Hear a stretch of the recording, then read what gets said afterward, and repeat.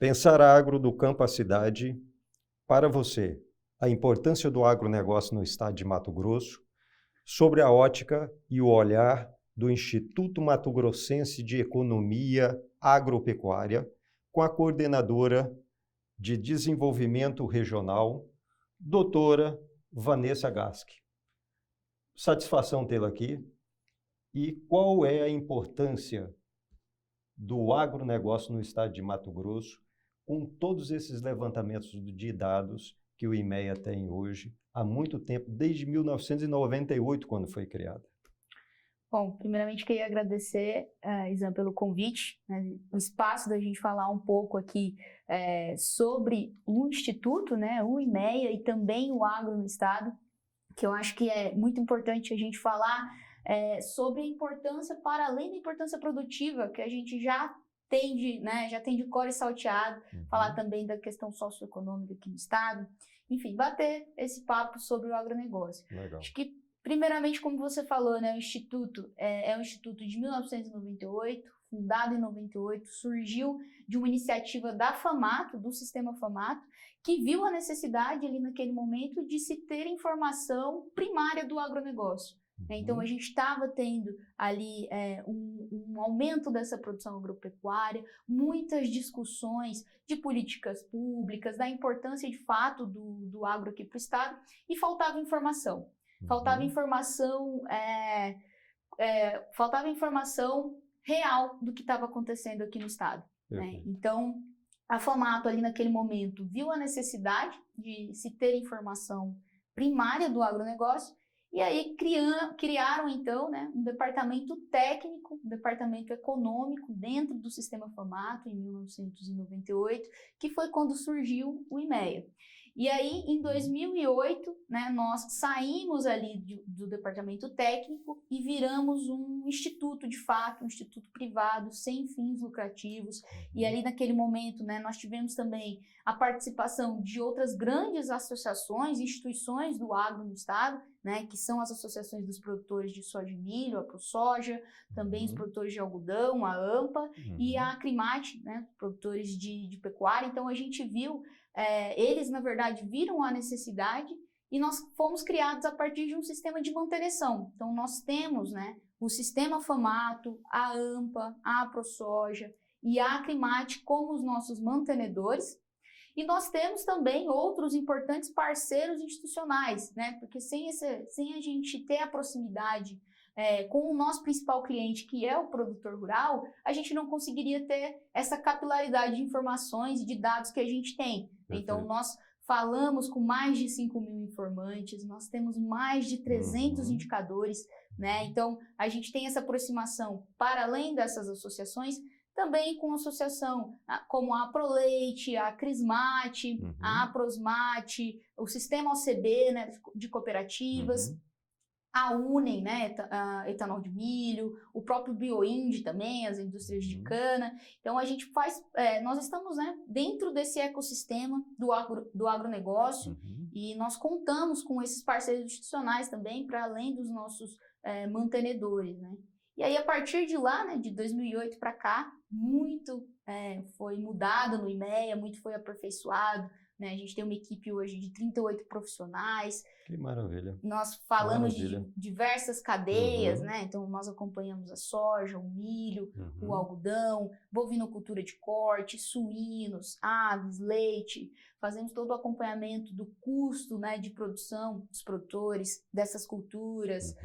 Também fazemos acompanhamento do arroz, feijão, toda a parte de fertilizante, semente, conjuntura econômica. Toda a cadeia do agronegócio aí. Toda a cadeia do agronegócio, a gente acaba levantando informação para subsidiar o setor. Sem dúvida, sem dúvida. E também para a importância para as políticas públicas do Estado. Com certeza, exatamente. Nós participamos de grandes discussões, né? Como eu citei, nós surgimos da necessidade da FAMATO ter informação do agro exatamente para fomentar a política pública, para brigar pelos produtores rurais, né? Então, nós subsidiamos essas associações, para além da FAMATO, com informações para gerar política pública para o produtor rural, né? Então, surgiu uma discussão no mercado sobre alguma nova lei, a gente vai lá e gera um impacto um estudo de impacto daquela discussão que está acontecendo, né? Exatamente para ver, isso vai prejudicar o produtor rural, isso vai prejudicar, vai beneficiar, como que vai ser o discurso do setor como um todo. Perfeito. Né? Ou o projeto-lei foi proposto com um direcionamento que está distante da realidade do campo. Exatamente. Né? E isso contribui fortemente com o poder legislativo do Estado de Mato Grosso. Exatamente. Então, a gente tem esse objetivo de trazer mesmo, bem como você falou, Isa. Então, às vezes, o projeto ele não está redondo, né, por falta de uma questão de visão de impacto para o setor. Então, a gente faz esse papel importante de mostrar, olha, esse projeto que está proposto, ele vai gerar esse impacto. Talvez a gente possa ir por esse caminho. Perfeito. Nós geramos a informação e aí quem vai lá representar o produtor, né, é a FAMATO, as associações. A gente está ali responsável por gerar a informação, né, gerar os dados. Perfeito, perfeito. Vamos entrar um pouco nos dados? Claro. Que já tem aí desde 2008 coletado. E é importante que a sociedade entenda, e muitas vezes, muitos produtores rurais não vai ter essas informações aqui. Como e qual a importância do agronegócio em Mato Grosso? Bom, então a gente sabe que é o principal motor da economia, né? O agronegócio. Então a gente está falando de um estado continental, né? Aqui dentro do estado, para vocês terem uma ideia da grandeza do estado, cabe uma França e uma Alemanha. Então a gente vê tantas discussões lá na Europa falando do nosso agro e a gente tem essa grandeza enorme, né, Isa? Então a gente, para além desse tamanho, nós somos também os principais produtores de várias commodities, né? Nós temos uma biodiversidade também gigantesca, nós temos 3 biomas aqui dentro do estado, né? Então a gente tem o bioma Amazônia, a gente tem o Cerrado, o Pantanal, então a maior parte do estado está dentro do bioma amazônico, né, por exemplo. A gente fala tanto do Cerrado, mas 54% do estado entra dentro do bioma Amazônia. Então, a gente tem uma biodiversidade muito grande. A realidade do produtor, por exemplo, que está lá no norte do estado é completamente diferente do produtor que está aqui na região centro-sul, aqui perto da Baixada Cuiabana, Perfeito. ali no Vale do Araguaia, completamente diferente também, né? Toda essa questão... Uma realidade totalmente diferente na região do Pantanal, Exato. Outra cultura, outras modalidades de produção. Exatamente. Nós temos regiões com características muito fortes, né? Quem já andou por dentro aqui do estado, pelo interior do estado, sabe exatamente isso, né? Então, nós estamos falando de um estado gigantesco.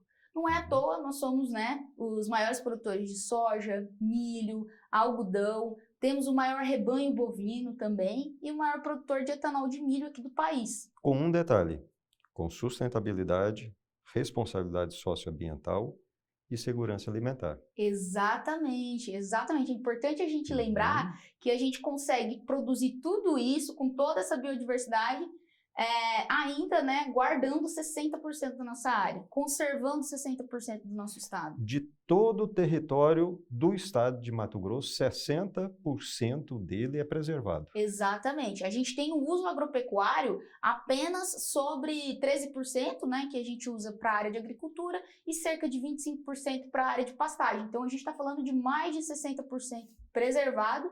E aqui eu acho importante a gente colocar que dentro dessas classificações nós temos, né, terras indígenas, que a gente tem um grande volume de terra indígena e o produtor respeita muito isso aqui dentro do estado.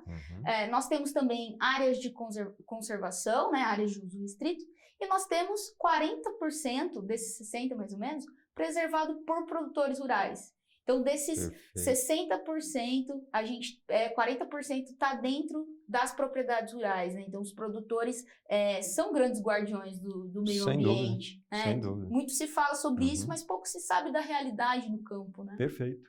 A maior parte da sociedade acha que o agronegócio se resume no produtor.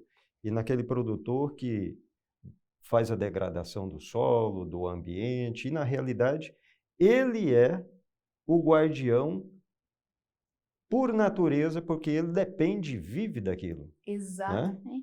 É exatamente isso, né? Nós temos até grandes projetos das nossas associações que buscam preservar o meio ambiente, preservar as nascentes, né? Então, nós temos alguns projetos da ProSoja, por exemplo, que visam isso, mas é exatamente isso que você falou, Elisão. O produtor, ele depende do campo para sobreviver. Para ele, não é benéfico se ele degrada, se ele acaba prejudicando o ganha-pão dele. Então, ele cuida sim do meio ambiente, ele cuida da terra, ele preserva o solo, ele investe em tecnologia, né? Então, a gente tem grandes investimentos acontecendo aqui no estado. Nos últimos anos, nós tivemos um ganho de produção muito maior do que um ganho de incremento de área, né? Então, para a gente citar dados aqui, nós crescemos em produção nos últimos 20 anos 6 vezes, né? Produção agrícola, quando a gente fala, né? Soja, milho e algodão. Enquanto nós tivemos um ganho de área de cerca de 3,8 vezes. Então, a gente ganhou muito em produção, mais em produção do que em área, exatamente por conta desses investimentos em tecnologia que propiciaram um incremento na produtividade. Então, o produtor tem investido cada vez mais em cultivares específicas para a região, investimento em questões sustentáveis, o uso correto de fertilizantes e de produtos, de insumos, né? E isso tem propiciado esse incremento de produção significativo, trazendo a questão da segurança alimentar para o mundo, porque eu acho que é importante a gente colocar aqui que não é só para o estado. Nós sabemos que Mato Grosso é um importante exportador de alimentos e isso, né, a gente acaba alimentando todo o resto do mundo, né? 60% da nossa soja é exportado, cerca de 60% também do nosso milho. Então, nós somos grandes distribuidores de alimentos, né? Isso, no fim das contas, vira comida na mesa da população, né? Perfeito. E essa dedicação, ela é de suma importância e que traz resultados não só na produtividade, com o uso da tecnologia, mas também para o Estado na faixa de arrecadação, né? Questões de tributária, de redirecionamento para a infraestrutura. Quer dizer, todo o trabalho do produtor, todo o trabalho do agronegócio, ela reverte diretamente para a sociedade e para o estado de Mato Grosso no todo, né? Exatamente. A gente tem toda essa produção, né? Por exemplo, na safra, acho importante a gente trazer os números aqui, para a população ter a real grandeza desse estado. Perfeito. Então, quando a gente fala da safra 22-23, que é a safra de soja que a gente acabou de consolidar, que nós acabamos de colher, e a safra de milho e de algodão, que está no campo agora, na safra 22-23 de soja, nós produzimos 45 milhões de toneladas. Foi o maior volume da série histórica. A gente teve um incremento de área também, né? Nós fechamos em 12,1 milhões de hectares.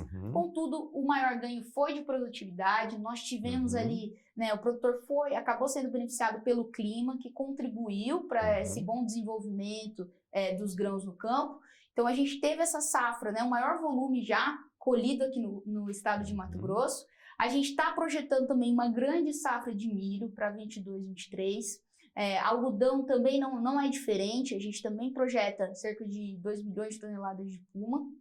Então, nós estamos falando de um estado, de fato, muito grande, não só em área, né, como também em volume produzido. E tudo isso gera arrecadação, como você bem colocou, né?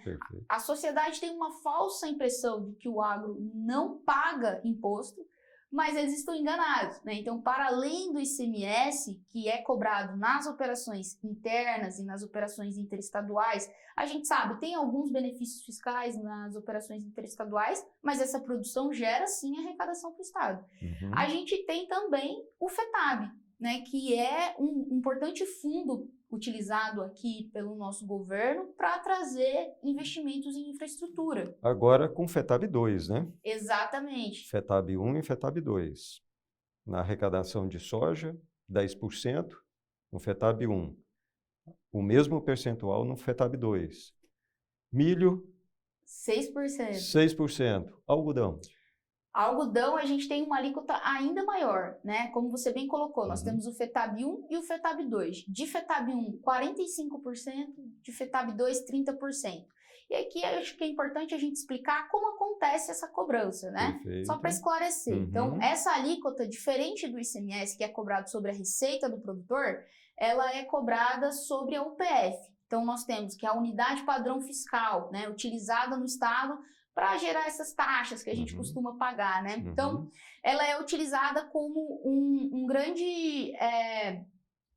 ela é utilizada como um indexador, e aí essa alíquota de 30% do FETAB2 para o algodão, 45%, 10% para a soja e 6% para o milho, ela é multiplicada por essa UPF, por esse valor da UPF, que é alterado a cada 6 meses, né? Então, nós temos a UPF, regra geral, que a gente fala, que é a UPF que é alterada todos os meses, conforme a variação do IPCA, e nós temos a UPF para o FETAB, que ela é alterada a cada 6 meses. Então, nós temos esse valor da UPF, é multiplicado por essa alíquota, e aí, a depender da cultura, né, via de regra, as culturas agrícolas é reais por tonelada, para a pecuária a gente tem reais por animais, né, gado em pé, então é um valor por tonelada.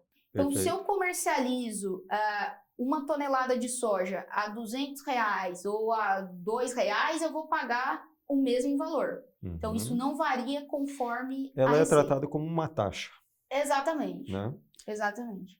E isso gera para o Estado um importante volume monetário. Né? Para você ter uma ideia, em 2022, o FETAB Commodities, né, que a gente fala, tanto um quanto dois, a soma dos dois, gerou 2,5 bilhões em arrecadação para o Estado. Receita do agronegócio em contribuição ao Estado de Mato Grosso. Exatamente. E esse valor ele é investido para toda a população. Significa mais de 50% do PIB do Estado de Mato Grosso, não é isso? Ou não? Não é isso. O PIB do Estado de Mato Grosso é cerca de... O último que a gente tem de 2020... né, foi cerca de 173 bilhões. Isso. Então, a gente está falando aí de 1% do PIB, que é um volume também considerável, né? Mas quando a gente olha, por exemplo, Isa, o valor bruto da produção agropecuária, é que é importante, já que você citou esses dados econômicos, eu vou puxar o gancho aqui. Quando a gente fala de PIB, primeiramente, o IMEA calcula que cerca de 56% do PIB aqui no estado seja gerado pelo agronegócio. Então, de fato, a gente não tem dúvida, é o principal motor da economia. E aí, quando a gente fala agronegócio, acho que é importante diferenciar, né? A agropecuária é o que a gente tem dentro da porteira, né? Então, até ali a produção mesmo que é colhido no campo. E quando a gente fala agronegócio, aí a gente já está falando de setores indiretos. Então, a distribuição de insumos, o transporte, né, rodoviário, ferroviário dessa produção. Então, a gente engloba outros fatores. As próprias agroindústrias também, elas entram, né, no agronegócio. Então, 56% do nosso PIB é gerado pelo agro. E aí, quando a gente olha o valor bruto da produção agropecuária, que é um volume monetário gerado apenas dentro da porteira, em 2022, o setor gerou 202 bilhões de reais apenas dentro da porteira. Maravilha. Eu cometi um equívoco em função da produção do FETAB. E em relação ao PIB do agronegócio, aí ultrapassa 50%. Exatamente. Perfeito. Isso é importante nós entendermos, porque a arrecadação hoje do agronegócio no estado de Mato Grosso, PIB, por favor, o que significa PIB? Bom, o PIB é o Produto Interno Bruto, né? É uma soma de tudo que é produzido dentro do Estado, né? Dentro pode ser do Estado ou pode ser do Brasil. Então, num conceito econômico, falando bem brevemente, não se aprofundando tanto em teorias econômicas, eu sou economista, eu posso puxar a sardinha para o meu lado, mas sem se aprofundar muito, é basicamente isso, né? A soma de todos os bens produzidos dentro e serviços, né, produzidos dentro do estado ou do país. Perfeito, perfeito. Nós temos aqui a oportunidade de estarmos recebendo informações que muitas vezes produtores, pecuaristas e agricultores não têm. E a você, sociedade, muito mais ainda, ter o conhecimento do que é a atuação do agronegócio, a importância dele para o estado de Mato Grosso, para o Brasil. Nós vamos ter um intervalo e voltamos. Aí vamos ter a oportunidade de saber qual é a importância socioeconômica do agronegócio no estado de Mato Grosso, com a Vanessa.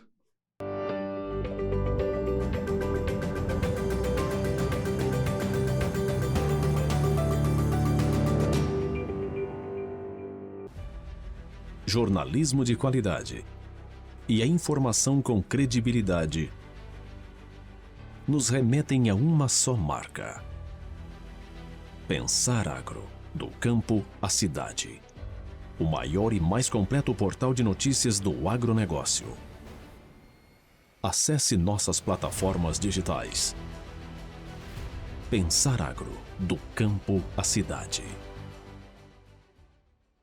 Quer vender seu carro em um clique, em apenas 24 horas? Cadastre seu veículo em revendaseminovos.com.br. Acelere, é 100% confiável. Revenda Seminovos, o maior portal de revendas de veículos do estado.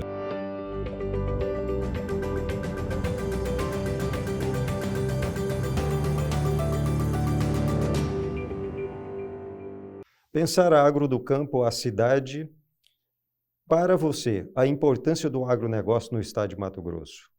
Vanessa, antes de nós entrarmos e discutirmos sobre a importância socioambiental do agronegócio no estado de Mato Grosso, eu gostaria que você falasse um pouco de dados a respeito da pecuária e dessa grande importância da atividade no setor rural.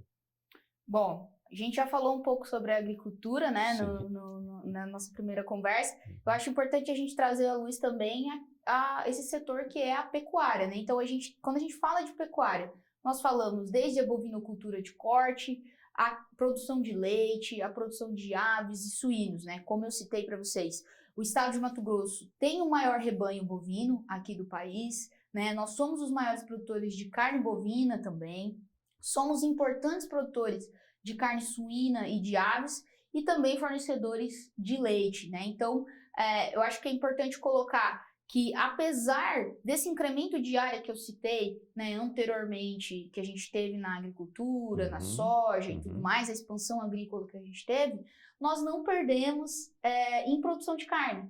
Porque a nossa pecuária, né, os nossos produtores, os nossos pecuaristas, eles também têm investido em tecnologia no campo. Porque a gente tem uma dúvida o seguinte, se a agricultura está avançando para a área de pastagem, o raciocínio lógico é que está diminuindo a área de pastagem. Então, automaticamente vai diminuir a pecuária.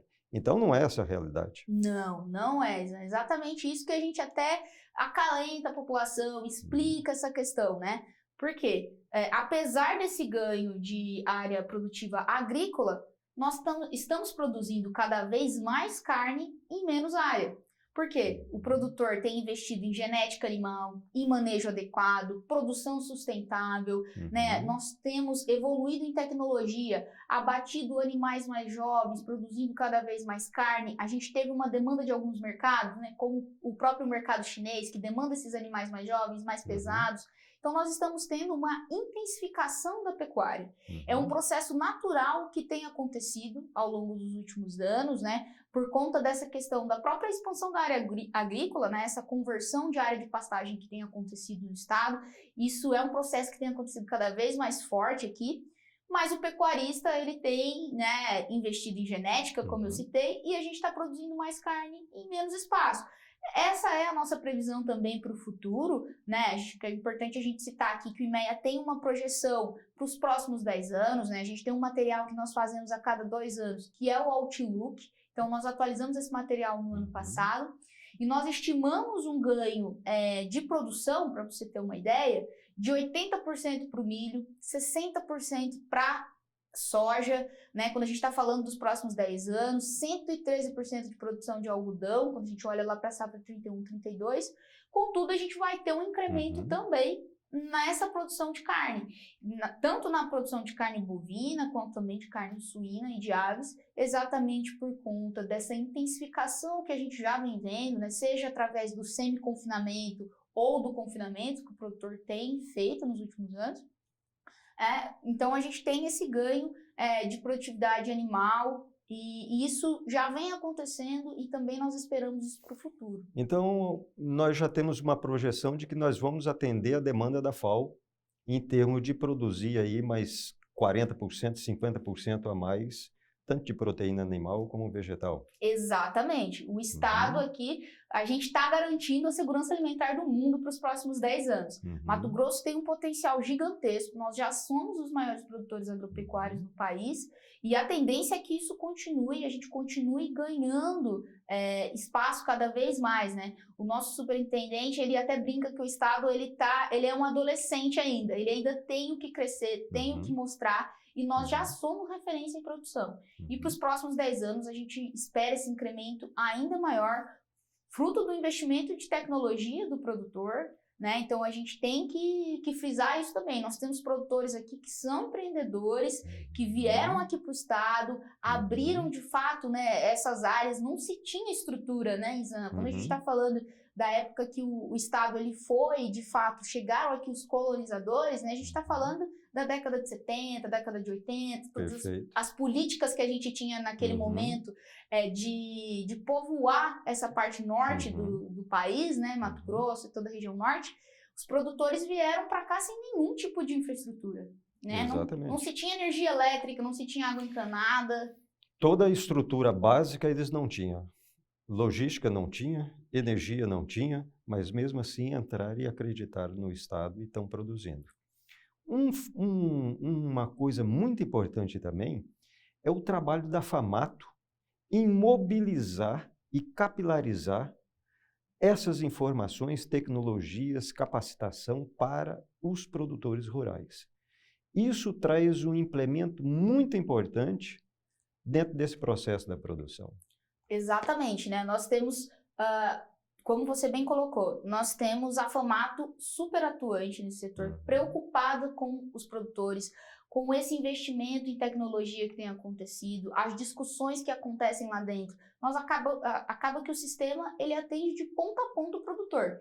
Então, dentro do sistema FAMATO, nós temos o IMEA, que gera informação, dados primários sobre o agro, que permite uma discussão de política pública com informação real do produtor do campo.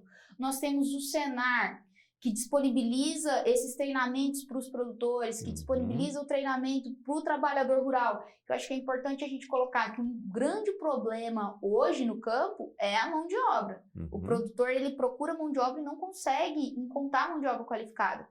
Né? Então, nós temos o Senar trazendo essa tecnologia para o campo, auxiliando nesse disseminamento, né, dessa disseminação de conhecimento. E nós temos o AgriHub também, que é o irmão mais novo do sistema, que tem exatamente, né, esse objetivo de fomentar esse ambiente de tecnologia, buscar soluções para os produtores, né? O AgriHub faz um importante papel de ligar as soluções a quem precisa das soluções, que são os produtores rurais. Então, ele permite esse match, né, entre as startups e os produtores. Então, o sistema acaba que o sistema FAMATO ele abrange todos esse elo do setor de ponta a ponta, né? É importante também a gente frisar o próprio trabalho da FAMATO de política pública, desenvolvimento de política pública, né? Nós todos estamos ali sob o guarda-chuva da FAMATO. Importante também deixar registrado que ela não faz a diferença entre o produtor, agronegócio, grande, pequeno e médio, com a diferença para a agricultura familiar. Há um projeto de bacias leiteiras que o projeto é importantíssimo e é trabalhado com as áreas de assentamento rural, de pequenas propriedades. Então, assim, a disseminação de tecnologia, de conhecimento, é geral para o campo. Exatamente, né? Nós temos tanto isso, como você falou, Isa, que a FAMATO ela não faz essa discriminação do produtor pequeno, médio ou grande, ou se ele é sindicalizado aos sindicatos rurais, que também fazem parte do sistema ou não, ela está ali lutando pelo direito de todos os produtores. Né? E nós temos, por exemplo, também a ATEG Senar, né, que é assistência técnica e gerencial muito forte, principalmente nessa questão do leite. Então, a gente tem todo esse cuidado, o sistema tem o cuidado com os produtores, seja ele de agricultura familiar, seja ele um grande produtor. Nós estamos ali para defender os direitos, né? E também o setor, os produtores rurais aqui no estado de Mato Grosso. Então, a FAMATO, ela faz isso muito bem, faz desde, né, de sua criação, e a gente tem cada vez mais subsidiado o sistema com informações fidedignas, né, dos produtores rurais. Em relação à categoria de salários e de treinamento e mão de obra especializada para o campo. Como que hoje é trabalhado isso e como que é medido esses dados pelo IMEA? Bom, o IMEA, nós temos uma estimativa de empregos do agronegócio aqui no estado.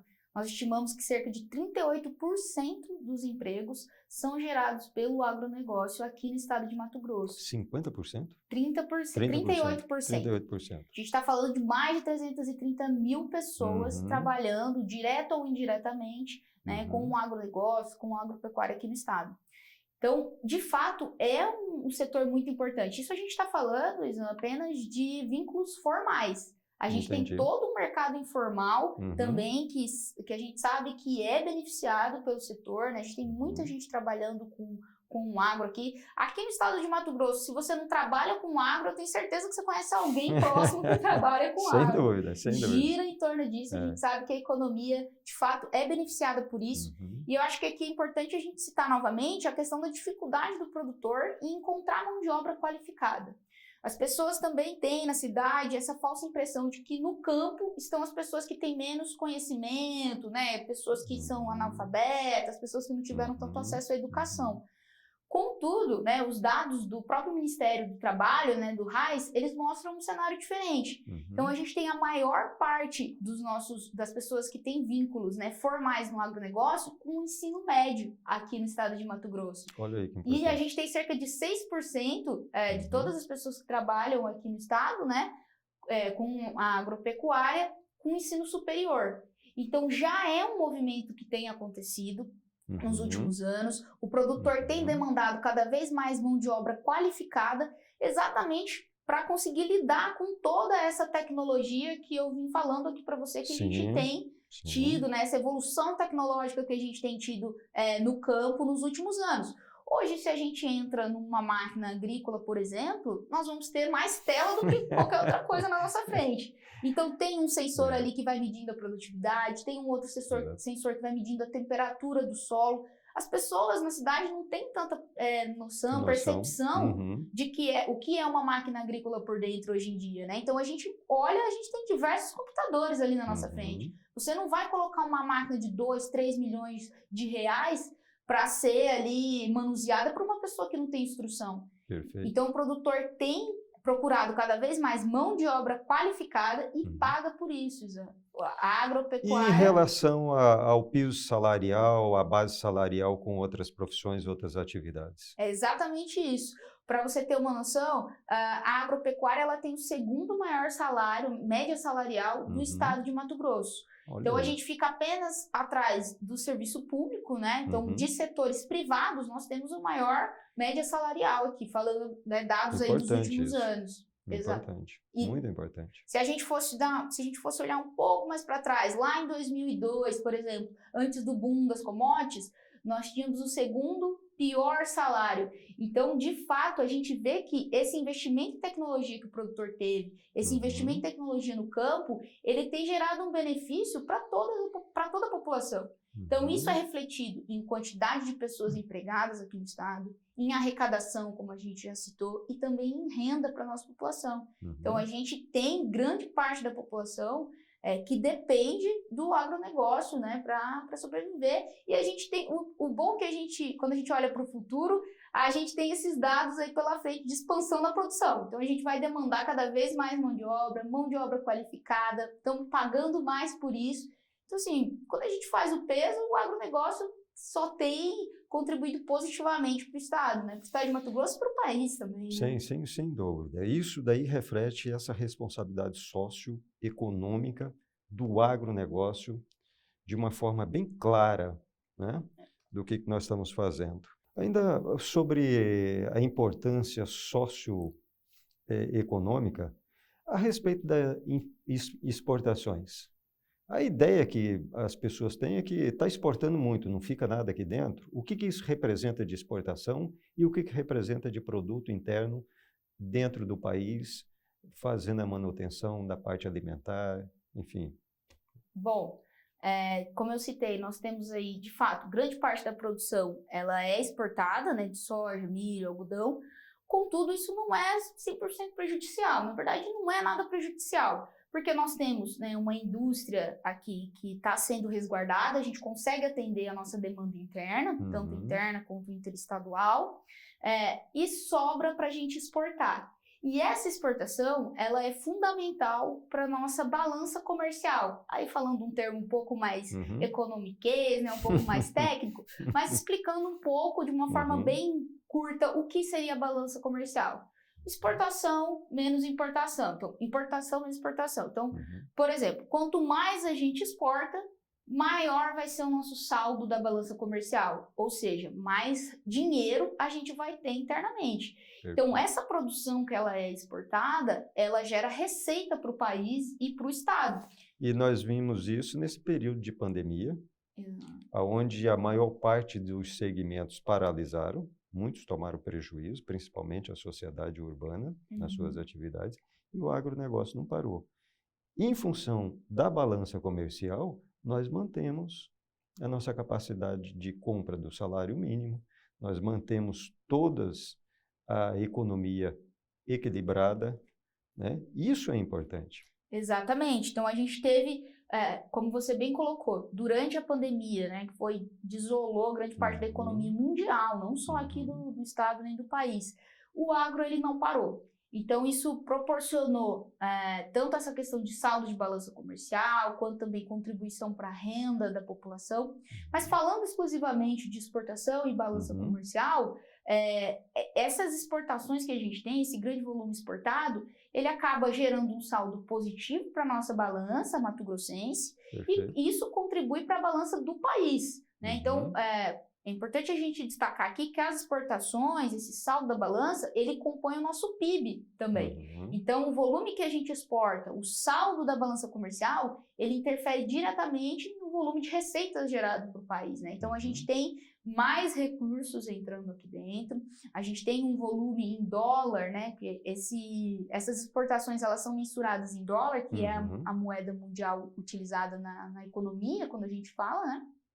Então, nós temos um saldo da balança agropecuária que permite que o Estado e o país, ele resulte um saldo positivo.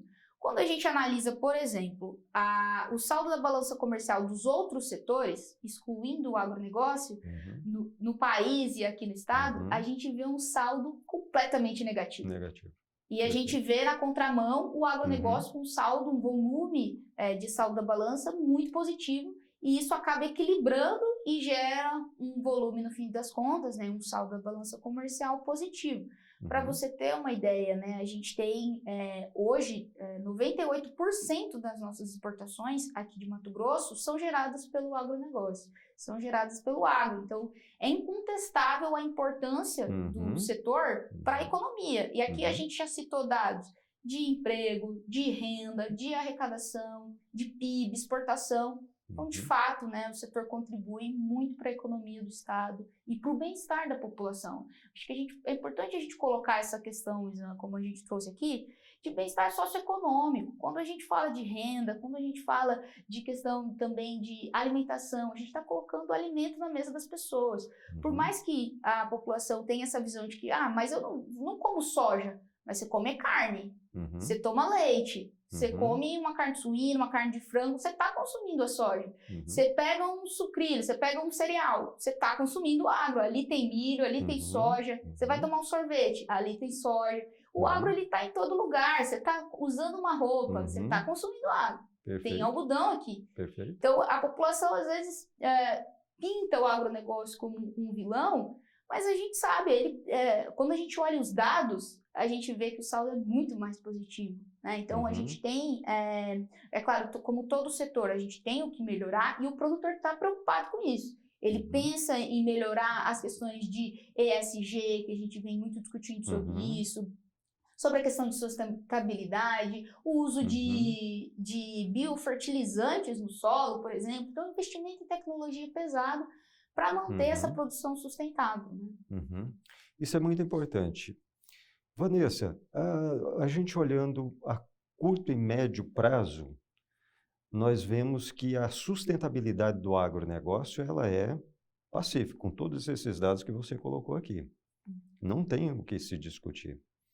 E esses gráficos apresentados, essas informações, esses índices, feitos de 2008 para cá, da agricultura e da pecuária, passa a ser inquestionável a importância do agronegócio.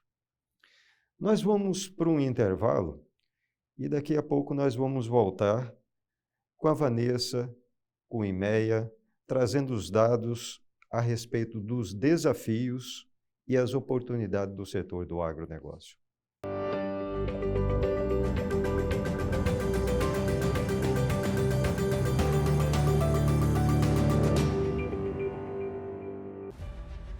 Jornalismo de qualidade e a informação com credibilidade nos remetem a uma só marca. Pensar Agro, do campo à cidade. O maior e mais completo portal de notícias do agronegócio. Acesse nossas plataformas digitais. Pensar Agro, do campo à cidade. Quer vender seu carro em um clique? Em apenas 24 horas. Cadastre seu veículo em revendaseminovos.com.br. Acelere, é 100% confiável. Revenda Seminovos, o maior portal de revendas de veículos do estado.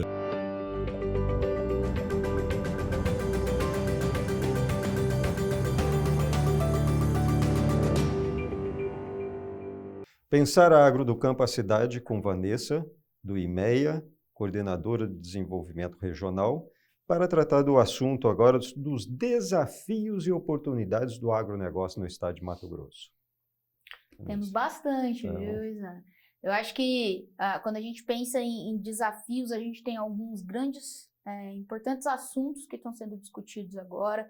Então, a gente tem a questão da reforma tributária, né, que vai impactar o setor, pode impactar, a gente ainda não tem isso muito bem definido, o governo ainda não trouxe de fato uma proposta, não apresentou de fato uma proposta no Congresso, mas a gente já tem algumas opções que foram discutidas lá atrás, né, em 2019, 2020, quando a gente começou as discussões sobre reforma tributária, a gente já viu algumas propostas sendo apresentadas.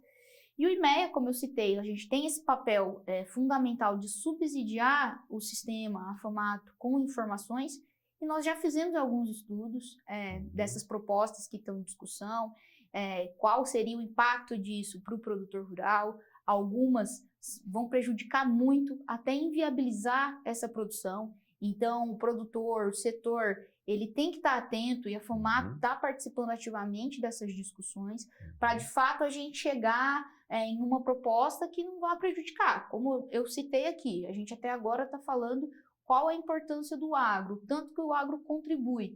A gente não pode inviabilizar tudo isso, né? Senão a gente vai tirar 56% do PIB do estado, 30%, 40% da mão de obra. Então, temos que ir com calma, olhar de fato uma proposta que não inviabilize e não prejudique o produtor rural, né? Que permita com que essa produção sustentável que a gente está projetando lá para os próximos 10 anos, ela aconteça e não prejudique a segurança alimentar, por exemplo. Né? Perfeito, perfeito.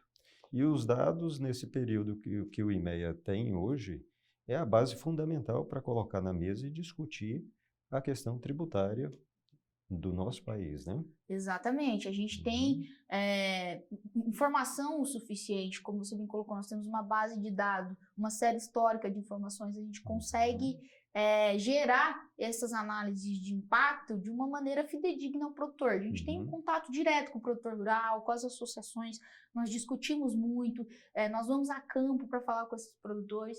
Então, de fato, quando nós fazemos essa análise de impacto, a gente tem muita confiança na informação que a gente está gerando. Tem muitas variáveis, entre umas, o próprio risco da atividade fim, né? Que o agricultor vai pela esperança, planta já querendo saber que lá vai produzir 95 sacas de soja naquela área. Mas muitas vezes ele colhe 45, 50. Exato. Não é pela má prática agrícola, mas é por causa de clima, tempo, né? Então, esses fatores são fatores de risco. E que se tiver uma reforma tributária sem analisar esses fatores também, pode trazer um prejuízo muito grande, não só para o setor, mas para toda a sociedade. Exatamente, isso é importante a gente colocar. O produtor, ele depende do clima. É uma produção a céu aberto. Né? Então, é muito arriscado. É uma produção arriscada, né? O produtor, ele planta torcendo ali para chover na hora exata, para não chover demais na hora da colheita, porque senão não entra a máquina no campo. Nós já tivemos problemas relacionados a isso, né, recentemente. Então, de fato, existe um risco muito grande nessa produção.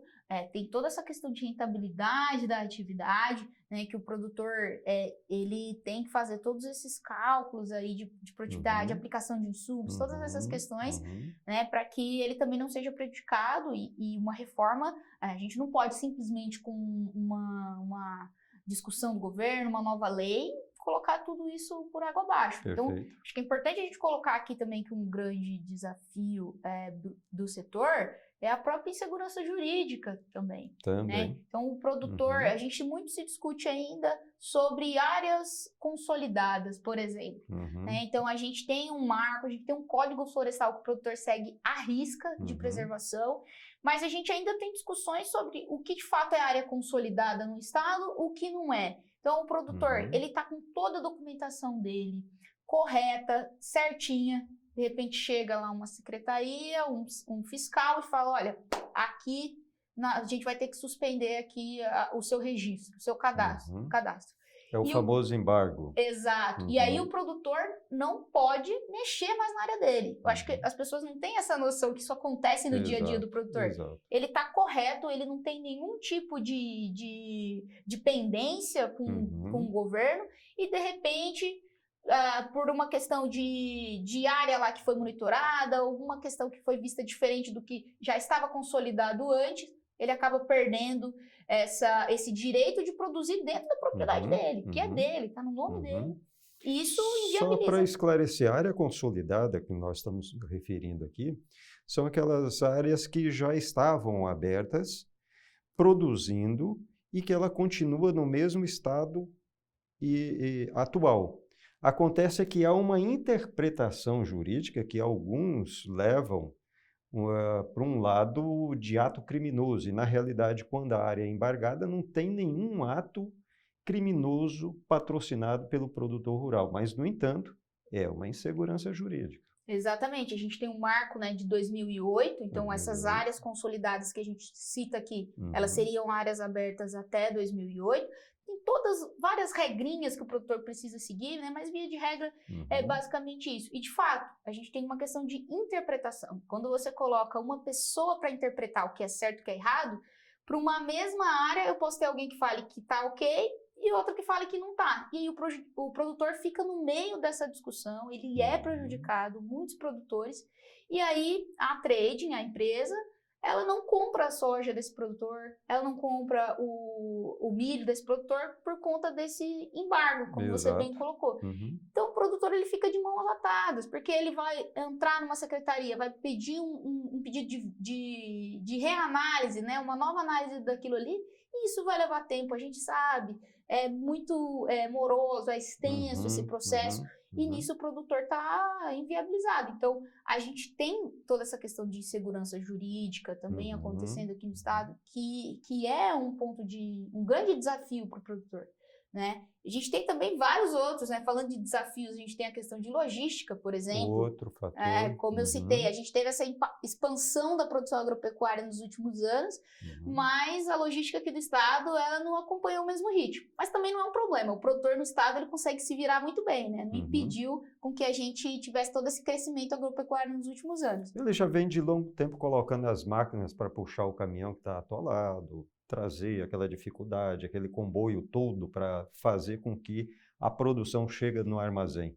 Então já tem uma cultura aí de sofrimento, mas tem uma cultura também em saber que o agronegócio participa, tem uma rentabilidade, contribui para a sociedade e a logística é fundamental hoje para diminuir custos. Exatamente, eu acho que é muito importante a gente colocar isso. Quando a gente tem melhoria nas rodovias, a gente consegue diminuir custo para o produtor. Vou citar um exemplo aqui para você. a gente tinha a BR-163, muitos problemas. Ainda tem muito o que se melhorar, a gente tem a duplicação e discussão e tudo mais. Mas quando a gente conseguiu concluir o asfalto até o fim de Mato Grosso, né, da BR-163, os custos já diminuíram significativamente, o que propiciou um escoamento da produção pelo Arco Norte. Então, em 2022, por exemplo, a gente já tem basicamente 50% da exportação de grãos sendo enviada para o Arco Norte, 50% para o Arco Sul. Né? Isso há 5 anos atrás era completamente diferente. Só para explicar, Arco Norte é quando sai ali das cidades produtoras da 163 e sobe para o Porto de Miritituba, lá no Pará. Exato. Né? Não só o Pará, a gente tem também Porto Velho, né? O porto ali, a gente tem outros portos no Nordeste também, São Luís, que são considerados Arco Norte, e os grandes portos do Arco Sul, que são Santos, Paranaguá, né? A gente tem São Francisco do Sul também, aí a gente já citou os maiores portos. Que tem uma logística de toda a área produtiva, da maior parte do estado da 163, desce, vai para Rondonópolis, Exato. E por ferrovia desce para os portos. Exatamente, é importante a gente colocar isso. Aqui no estado, a gente tem a principal rodovia, né? A gente tem, na verdade, o maior porto de grãos da América Latina, que é o porto ali de ferroviário, né? De Rondonópolis. Então, a grande parte da produção, de fato, ela desce de caminhão até Rondonópolis e de lá ela vai de trem até Santos, né? Que é onde a gente tem essa ligação por ferrovia. A gente tem outros grandes projetos, importantes projetos aqui para o estado, alguns que já estão sendo discutidos há muito tempo e que a gente tem algumas questões de meio ambiente, aí que tá travando um pouco, né? A gente pode citar aqui, por exemplo, a FICO, que vai ligar até Goiás, a região ali de Água Boa. A gente tem também a Ferrogrão, a Ferronorte, algumas outras ferrovias que são projetos importantes. Mas eu acho que aqui mais é a realidade que vai, assim, não que as outras não vão acontecer, certo. Mas aqui já está mais evoluída nesse sentido de projeto e tudo mais, é a da Rumo, que foi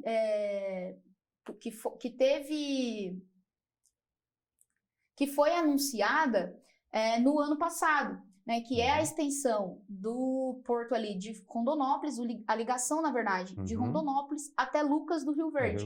Isso vai trazer um desenvolvimento aqui para o estado gigantesco. Sem dúvida. Vai diminuir esses custos com frete que você citou, que o frete rodoviário, a gente sabe, ele é mais caro do que o ferroviário e também o hidroviário, que é uma outra opção, né, aqui para o produtor poderia ser uma outra opção. Então, isso vai diminuir esse custo, vai propiciar esse escoamento também pelos portos do Arco Sul. A gente vai ter que ter alguns outros investimentos lá no Porto de Santos, porque essa produção ela vai aumentar muito mais. A gente vai ter que ter alguns investimentos ali, mas vai beneficiar o produtor, vai trazer desenvolvimento. A gente tem também, é importante a gente colocar o frete de retorno. Então, enquanto a gente desce com o grão, a gente volta com fertilizante. Então, isso diminui também o custo de transporte do fertilizante, diminui o custo de produção do produtor. Coisa que pela rodovia a gente não consegue fazer isso, porque o graneleiro que desce, ele não vai colocar outro produto para subir, para pegar o grão para descer novamente. Então, tem um custo aí elevado em relação à ferrovia. Então, a gente tem todos esses benefícios, né, para o produtor. A gente tem essa questão também, acho que é importante colocar, importantes rodovias que precisam ser desenvolvidas, né? A gente tem, por exemplo, né, a Climate fez um trabalho muito bacana, mostrou de fato a realidade das rodovias ali na região de Juara, Juruena, Colniza. Aquilo ali, no período de chuva, é impossível a gente passar. Né? Quem já viu os vídeos daquela região nessa época de chuva... Esse ano não foi diferente. Não foi diferente, caminhões parados, ônibus parados, toda a população sofrendo por conta disso. E ali a gente perde o produtor e o setor como um todo, o estado perde dinheiro. A gente tem produção parada, a gente tem animais que acabam morrendo ali naquele processo, porque o caminhão fica parado. Então a gente precisa falar também não só de investimentos em ferrovia, mas também a gente tem muitas rodovias aqui no estado que precisam ser desenvolvidas, que precisam ser asfaltadas, que precisam ser duplicadas, como a própria BR-163. Então, a gente tem muitos desafios e oportunidades nesse sentido de logística também. A gente pode trazer, por exemplo, também a questão da armazenagem. Outro fator. Hoje no estado a gente produz, né, cerca de quase 90 milhões de toneladas, se a gente for pegar a safra 22-23 de grãos, e a gente tem uma capacidade de armazenagem de 45 milhões de toneladas, 46 milhões. Como que a gente faz? É claro, a gente sabe, são safras diferentes, são períodos diferentes, mas o produtor acaba ficando refém de tirar uma cultura para colocar outra. Nesse processo, a gente perde o poder de competitividade. Né? Ele é obrigado a vender, porque senão ele não tem onde colocar. Então, ele tem que escoar por aquele preço, vender por aquele preço. Eu entendo que até questão de segurança jurídica, porque isso deve ser uma garantia do produtor ter o direito dele de estocar e comercializar no momento em que ele entender que seja oportuno. Exatamente. A gente tem políticas públicas, o IMEA, inclusive, fomenta vários estudos, né? Todo ano a gente subsidia a FAMATO, a CNA com estudos voltados ao PAP, né? O Plano Agrícola e Pecuário. Lá dentro a gente tem linhas específicas para esse fomento da armazenagem, né? A gente tem o PCA, que é a maior linha, a maior frente, né, desse setor. Mas ainda a gente não consegue fazer com que esses recursos do PCA cheguem ao produtor, que isso viabilize de fato esse investimento em infraestrutura de armazenagem aqui no estado. Às vezes, o produtor, seria mais benéfico para o produtor ele ter um armazém na propriedade dele. Ele não vai ficar refém da trading ou desse intermediário, né? Sem dúvida. Ele vai colher, ele vai ficar tranquilo, como você bem colocou. Isso vai garantir uma maior competitividade de preço, porque ele fala, opa, o preço está caindo agora, eu vou segurar, eu tenho onde deixar o meu grão. Né, eu não vou ter que colocar isso exposto no campo, porque, por exemplo, a gente sabe que, por conta dessa questão da falta de capacidade de armazenagem, uma parte da nossa produção, principalmente do milho, ela fica a céu aberto em alguns momentos. A gente não consegue, de fato, armazenar tudo isso dentro dos armazéns, né? É importante também ressaltar que essa é uma responsabilidade da Conab, né? De trazer o grão, armazenar e dar segurança dentro desse processo. Se não tem condições de fazer, o governo não tem condições de fazer, que conceda recurso, abre linhas de crédito com subsídio para o produtor fazer. Exato. E eu acredito que todos os produtores entram dentro desse processo porque é um clamor por todas aí que estão dentro desse processo de produção. Exatamente, né? Então, a gente pode, por exemplo, tem vários tipos de políticas que podem ser feitas. Desde uma taxa de juros, por exemplo, mais atrativa para o produtor, de fato, conseguir fazer esse investimento, porque é um investimento a longo prazo, né? É uma linha de crédito que o produtor vai demorar 14 anos, 15 anos para pagar esse investimento. Então, é um investimento muito grande, de fato é algo que tem que ser pensado, mas eu tenho certeza também que se o produtor pudesse escolher entre ter um armazém ou não ter, ele faria esse investimento. Perfeito. Se fosse viável ali, se essas taxas, se tivesse algum tipo de investimento, subsídio do governo, né? A gente sabe, o PCA, ele tem uma taxa de juros para produtores menores, ali, capacidade de armazenagem menor, mas ainda não atende. Principalmente esses produtores aqui do estado de Mato Grosso. Então, a gente precisa pensar mesmo em política pública. A FAMATO vem, a gente discute, a gente traz soluções para o governo, mas nem sempre elas são acatadas, né? A gente faz a nossa parte, a gente mostra, olha, tem mercado, o produtor precisa de linhas mais acessíveis, mas aí a gente sabe que também não dá para a gente conseguir tudo. A gente faz a nossa parte de mostrar a importância do setor e o que o produtor precisa. E aí o governo tem que fazer a parte dele também. Eu queria voltar um pouquinho a respeito do custo de operação de trânsito, aí, principalmente do Brasil em comparação com os Estados Unidos, com a Argentina. Certo. Quando a gente olha, por exemplo, né, são importantes produtores, eu acho que é por isso que é importante a gente fazer essa comparação. O Brasil, ele depende muito do modal rodoviário, como eu coloquei aqui, que encarece muito esse custo com frete.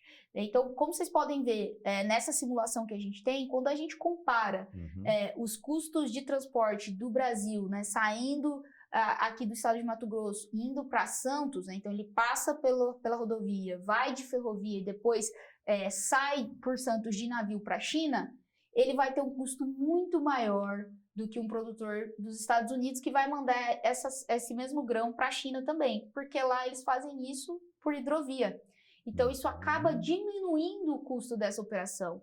Assim como também, né, os produtores da Argentina. Eles têm um modal de transporte diferente do nosso, não tão dependente desse modal rodoviário, o que acaba diminuindo esses custos com transporte. É importante a gente notar também nessa simulação que quando a gente compara, né, o transporte rodoviário até Rondonópolis e depois descendo de trem até Santos e indo para a China de navio, esse custo ele é maior do que quando a gente manda de Sorriso ali para Miritituba, o Porto do Arco Norte. Uhum. Ele vai, né, de rodovia até Miritituba, depois ele vai de barcaça e daí ele vai para a China. Esse custo da hidrovia, ele acaba diminuindo quando a gente compara com o custo rodoviário. Para Santos, $101. Indo aqui para Miritituba, $90. Exato. É um impacto. A gente está falando de dólar ainda, né? Então a gente ainda tem que fazer isso vezes 5 para trazer para o reais. Né? Isso para chegar no porto para exportação. Exato. Esse é o nosso custo. Isso lá chegando lá na China. Na China? Isso. Por tonelada seria esse valor aí. Então, de fato, essa questão de logística, se a gente conseguir desenvolver mais outros modais, tirar tanto essa dependência do modal rodoviário, vai beneficiar todo o setor. Ou seja, nós pagamos o dobro em comparação ao custo dos Estados Unidos. Exatamente. Por conta, principalmente, dessa questão do modal rodoviário, que é o mais utilizado. E eu acho que é importante colocar. Não é que o modal rodoviário é o grande vilão também da história, mas a gente tem a questão da qualidade das rodovias, que interfere nesse custo também. Então, se a gente tiver uma rodovia duplicada, se a gente tiver uma rodovia 100% asfaltada, sem buracos e tudo mais, isso também diminuiria o nosso custo, porque a transportadora, ela leva isso em consideração também na hora de fazer o transporte. Vanessa, nós chegamos aqui ao fim. Estamos chegando ao fim e eu gostaria que você fizesse suas considerações a respeito desse tema dentro da visão do IMEA dentro do agronegócio. Bom, acho que antes, né, de finalizar, eu queria agradecer mais uma vez, né, pela oportunidade do IMEA vir aqui e falar um pouco sobre esse setor. Né? Nós estamos aqui, mais uma vez, em nome do Sistema FAMATO, e a gente sempre defende o produtor rural. No fim das contas, todo o nosso trabalho é por conta disso. Então, agradecer esse espaço para vir falar de um setor que tantas vezes, né, é apedrejado, é mal visto pela sociedade de um modo geral. E eu acho que as pessoas acabam disseminando esse discurso por falta de informação. Perfeito. Porque se de fato a gente for analisar os dados, as informações que a gente tem sobre o setor, nós não temos dúvidas de que ele gera grandes impactos positivos para o Estado e para toda a população. A gente mostrou aqui tanto a importância produtiva do Estado, para o país, para o mundo. A gente mostrou aqui a importância socioeconômica, né, geração de renda, geração de emprego, contribuição para o PIB, contribuição para a arrecadação estadual. A gente mostrou toda a importância do agronegócio. Então, é incontestável o benefício desse setor. Então, acho que a mensagem que a gente tem que passar para a população, e aí principalmente a população da cidade, que a gente fala, né? Porque quem está lá no interior, o produtor rural, ele sabe da realidade dele. Ele sabe que se não chover na hora certa, ele vai ser prejudicado, que se chegar um agente no outro dia, ele vai ter que embargar a área. E às vezes quem está na cidade não tem essa percepção. Então é importante, é um trabalho fenomenal esse, de levar a informação para a população da cidade. E aí a gente tem uma discussão em pé de igualdade. A partir do momento que a gente dissemina essas informações sobre o setor, como eu falei, fica incontestável. A gente não consegue, né, falar, é muito benéfico para o Estado. É por isso que o Pensar Agro do Campo à Cidade sempre vai estar aberto para o IMEA no momento oportuno, que julgarem oportuno para estar aqui conosco, prestando esse esclarecimento para a sociedade. Excelente, muito obrigada, Isa. Nós que agradecemos. Muito obrigado.